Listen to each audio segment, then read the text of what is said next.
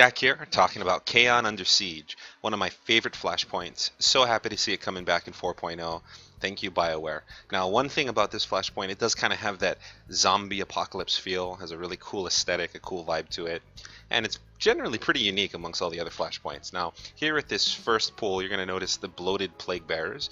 They're pretty much the most dangerous ad in these first few groups. They are like living bombs. When their HP gets to a certain level, they're going to go ahead and explode. And as you're going to see here, we didn't quite deal with this in the most optimal way, because you want to be isolating these guys as best you can. If you don't, the whole team's going to eat some big AoE damage. Now, one explosion, not too bad. You definitely wouldn't want to be eating multiple explosions with other dangerous ads. And with most of the pools here, you're going to have some unique enemies. You're going to have the mercenaries, you're going to have the hunters, the bloated plague bearers, the screamers, and these various types of ads will try to wreck your raid in one way or another. But we'll be dealing with these as they show their faces and what they can do. The mercenary basically will be stunning your group, so you'll need to interrupt that. Now, getting into this first section here, we have a turret, we have a bomb. You want to activate the turret and then activate the bomb. Now, as you look through the map after the turret's activated, you're going to see these enemies spawning in waves. It's important to use your minimap to dictate or allow you to see where you're going to be aiming your turret, because if you just use visuals to see where the ads are coming from, you're going to have a hard time. Your reaction times are going to be behind, and a lot of enemies will breach the perimeter. So use that minimap. Use it to catch these enemies off way at a distance so they don't even make it to your team. A good turret operator should be able to get about 80 to 90% of the ads before your team even has to fight anything. Typically only the silvers will break through, here being bloated plague bearers or mercenaries or screamers. And they won't be the elite versions that you find in many of the trash pools. For this fight, they will all be silvers, which makes them a little easier to deal with. So just have, we used the tank here on the turret. We had both DPS to deal with silvers, but various compositions should be able to get this done fairly well.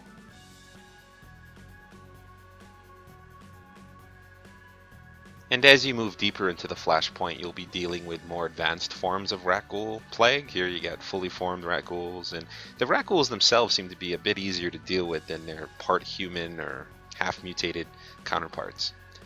And now moving on into this sector, right after you get out of the tunnels, you want to take that left here. This left will allow you to avoid a lot of the ambush points, a lot of the trash pools that will just bog down your time in this flashpoint. So you just head around here to the left, it loops around. There'll be one group you need to deal with. You can, if you have two people that can CC, you can probably get through it without aggroing this group, but because we only had one, I tried to get through, but we ended up having to fight this group, but not a big deal. So just head to the left, loops around, you take care of this group. It's going to loop around again a little bit, and once you get done with the fighting and whatnot, you'll be in the next area. Nothing really too dangerous with these pools here. I mean, you just got the hunters. The hunters will try to lock down your healer or anyone they aggro, and then you'll need to interrupt them to allow them to use their abilities and whatnot.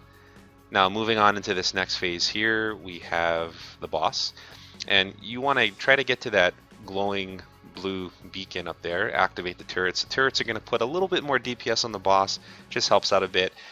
Sometimes you can have the DPS run up and do that. In this case I did, got knocked down, but got it done eventually. So you go ahead, activate that, get the turrets going. My DPS team here is keeping the boss busy for a second until I get aggro. And then now with this boss, you just tank and spake him for the first few seconds. He doesn't really have any mechanics. He's going to knock you back. You try to get back to him as best you can. I try to keep Force Sleep available for getting back to him as much as possible. And you just keep burning him basically until you see the mechanics begin to show their faces. Now, as we move into the next area here, you're going to start to see his first mechanic where he's going to go into a frenzy mode. And once he enters that frenzy mode, he's going to do exponentially more damage. And so this is where you're going to have to start kiting him around. Now in this case, the armor activated very shortly after the frenzy mode, so I just kept him here, went ahead and used the bomb, and then continued to kite him around. So once his armor went down, I was basically going to be trying to move him to the next area, try to keep him on the move as much as possible. Blade Blitz in that case was good to put some distance between me and the boss. As my team chases him down, the turrets put a little DPS on him. And you just tank and spank him when he doesn't have any active frenzy or armor. He's just a very easy boss. Just rinse, repeat, keep doing that till he goes down. Collect your loot, and it's GG.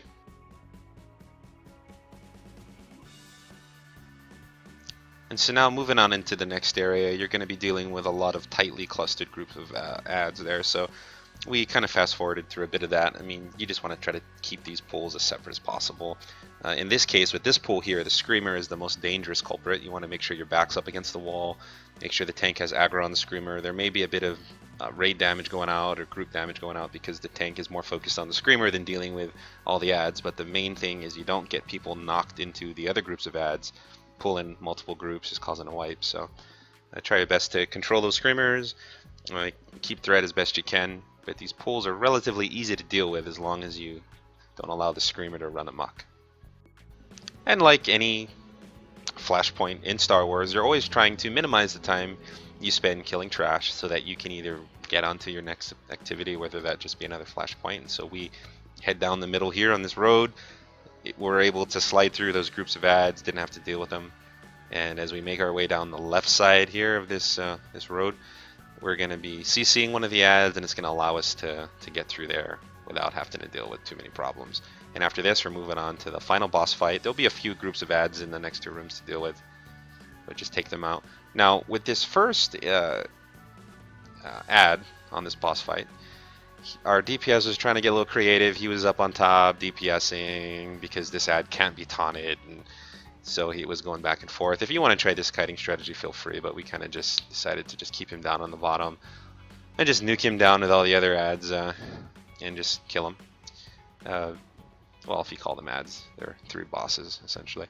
And so then you kill the dude with the sword, get him down, and then I like to focus the guy that the pack leader, focus him down last. But there'll be packs of ads and spawning at various points. You're just going to be AoEing them down, stay clustered so that you can have your AoE heals take effect. And that is essentially Kaon Under Siege. Really fun Flashpoint, not overly difficult. Thanks for watching. Have any comments, please post them on the bottom, and please subscribe.